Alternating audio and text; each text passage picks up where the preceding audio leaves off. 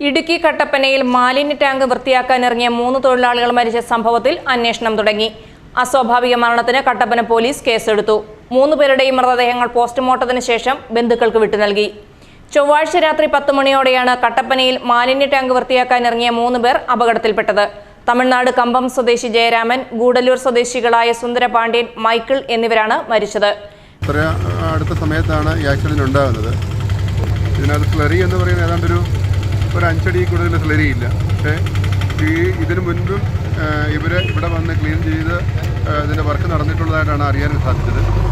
പക്ഷേ ഈ മാൻഹോളിൽ കൂടി ഇറങ്ങിയപ്പോൾ ഒരാൾ കമന്ന് വീഴുകയാണ് ചെയ്തത്. അപ്പോൾ അയാളെ രക്ഷിക്കാനായിട്ടാണ് മറ്റുള്ള 2 പേരും ഇറങ്ങിയത്. അതിനകത്ത് ഏതാണ്ട് ഇതൊരു 15 അടി വ്യാസമുള്ള ഒരു ടാങ്കാണ്. അതിനകത്തൊരു 5 അടി മാത്രമേ സ്ലറി ഉണ്ടായിരുന്നു എന്നുള്ളതാണ് അറിയാൻ കഴിഞ്ഞത്. കട്ടപ്പനയിലെ സ്വകാര്യ ആശുപത്രിയിൽ ഇൻക്വസ്റ്റ് നടപടികൾ പൂർത്തിയാക്കിയ ശേഷം ഇടുക്കി മെഡിക്കൽ കോളേജ് ആശുപത്രിയിൽ പോസ്റ്റ്മോർട്ടം നടത്തി.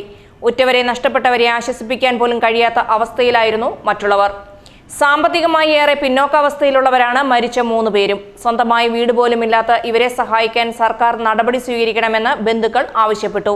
വസതി ഒന്നുമില്ല, വാടക വീടാണ്.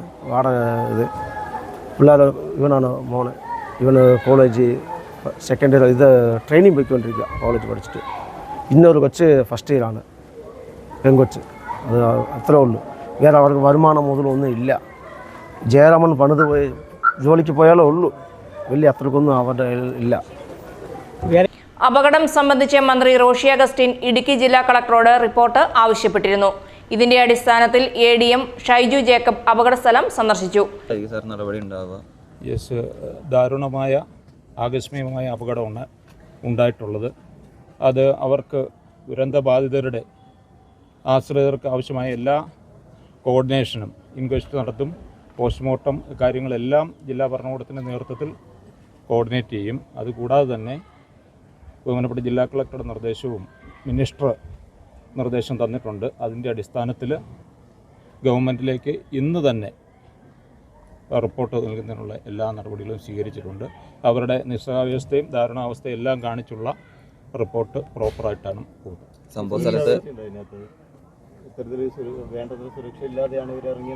അതിനെക്കുറിച്ച് പരിശോധിക്കും. ഈ ധനസഹായം നൽകുന്ന കാര്യത്തിൽ ധനസഹായം നൽകുന്ന ഈ കാര്യങ്ങളെല്ലാം റിപ്പോർട്ട് ചെയ്തിട്ട് തീരുമാനം എടുക്കുന്നത് ഗവൺമെൻറ്റിൽ നിന്നാണ്. അതനുസരിച്ച് ആ രീതിയിൽ ഫേവറബിൾ ആയിട്ടുള്ള കാര്യങ്ങൾ റിപ്പോർട്ട് ചെയ്ത് ഇവരെ എങ്ങനെ ഹെൽപ്പ് ചെയ്യാൻ പറ്റുമെന്നുള്ള രീതിയിൽ മാക്സിമം നമ്മൾ ചെയ്യും. നഗരസഭ ആരോഗ്യ വിഭാഗവും പരിശോധന നടത്തി.